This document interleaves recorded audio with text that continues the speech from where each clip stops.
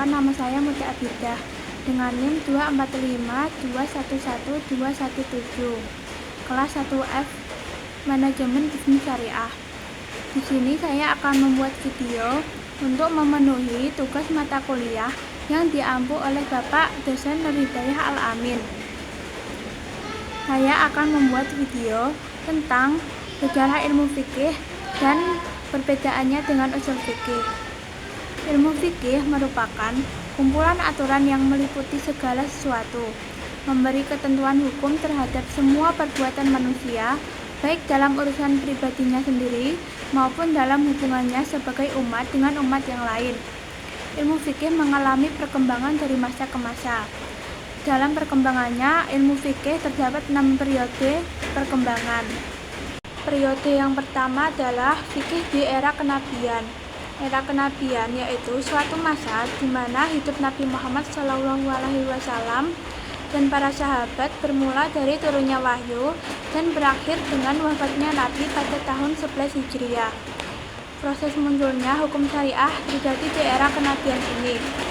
Terdapat dua kerangka proses perkembangan syariah dalam dua periode berlainan, yaitu periode Mekah dan periode Madinah. Sumber-sumber fikih pada periode ini adalah Al-Quran, Sunnah, dan ijtihad sahabat. Periode yang kedua adalah periode yang bermula sejak wafatnya Nabi Muhammad SAW. Di periode ini, para sahabat melebarkan dakwah Islam hingga ke Persia, Irak, Syam, dan Mesir. Untuk pertama kalinya, fikih mengalami persoalan baru atas penyelesaian masalah moral, etika, kultural, dan kemanusiaan. Sumber fikih yang menjadi rujukan para fuqaha pada periode ini adalah Al-Quran, Sunnah, Ijma', dan Qiyas. Keadaan fikih pada periode ini sangatlah hidup dan semarak. Beberapa ikhtilaf mulai bermunculan. Periwayatan hadis sangatlah ketat. Pada periode ini, fatwa-fatwa dan masail fikih belum ditulis seperti juga sunnah, namun mulai dapat mengklasifikasikan kaidah-kaidah usuliyah dan metode ijtihad yang digunakan oleh fuqaha sahabat dalam melakukan ijtihad. Kemudian, periode yang ketiga adalah fikih di era sigur sahabat dan tabi'in.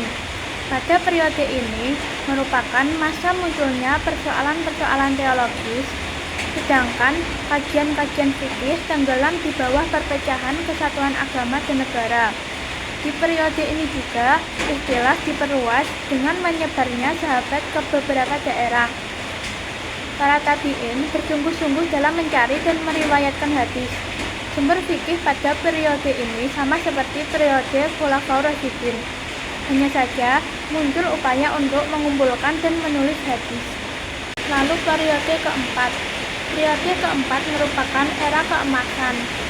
Saat itu, fikih menjadi disiplin ilmu tersendiri, mulai dirintisnya penulisan usul fikih dan perumusan metodologi serta kaidah-kaidah ijtihad yang dipakai oleh para mujtahidin dan fuqaha dalam menyimpulkan hukum-hukum dari sumber fikih. Faktor-faktor yang menghantarkan fikih menuju era keemasan yaitu tumbuh suburnya kajian-kajian ilmiah, mulai munculnya perhatian para ulama terhadap kajian-kajian filsafat, kedokteran, ilmiah, kebudayaan, dan lain-lain. Seiring dengan itu, gerakan penerjemahan buku-buku Yunani dan Romawi juga berkembang pesat. Selanjutnya adalah periode kelima. Di tengah-tengah pesatnya perhatian ulama terhadap fikih dan munculnya kajian fikih di mana-mana, pada awal tahun 300-an Hijriah, mulai terjadi pemasungan terhadap kebebasan berpendapat. Seiring dengan pemasungan terhadap kebebasan berpendapat itu, terjadi pro kontra terhadap sikap pemerintahan Daulah Abbasiyah. Beberapa kecenderungan pemahaman fikih yang mendominasi daerah-daerah tertentu mulai melakukan pembelaan terhadap mazhabnya. Karena itulah, pro kontra itu dengan sendirinya menimbulkan fanatisme terhadap kelompok-kelompok tertentu.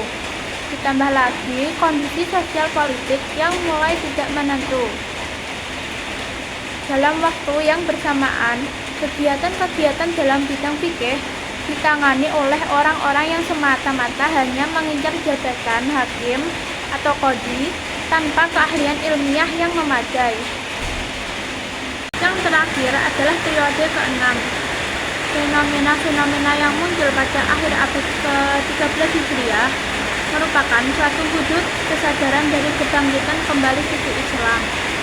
Fase ini merupakan fase meluasnya pengaruh Barat dalam dunia Islam akibat kekalahan dalam lapangan politik yang diikuti dengan bentuk-bentuk benturan keagamaan dan intelektual melalui berbagai saluran yang beraneka ragam tingkat kelangsungan dan intensitasnya. Perbedaan ilmu fikih dan usul fikih.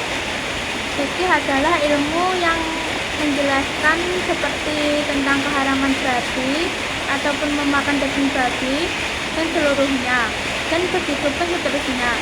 Karena ilmu tentang kitab Allah yang berkaitan dengan perbuatan manusia merupakan ilmu fikih, baik kitab tersebut menuntut suatu perbuatan atau melarangnya, atau mengaitkan tuntunan, larangan, sah atau tidaknya sesuatu pada hal lain.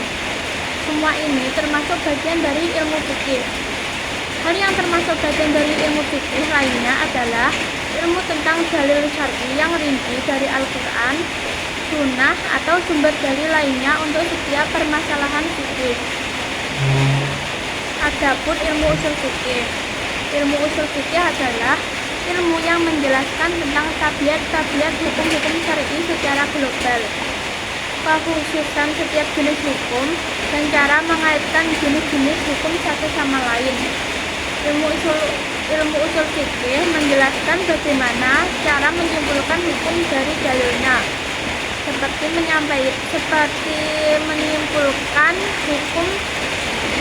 menyimpulkan dalil dari naskah yang jelas dan tegas, baik dari nas Al-Quran dan hadis, atau dengan membiaskan kepada nas Al-Quran dan hadis, atau kepada dalil lainnya, dan apa yang harus dilakukan jika dalilnya berupa perbuatan Nabi.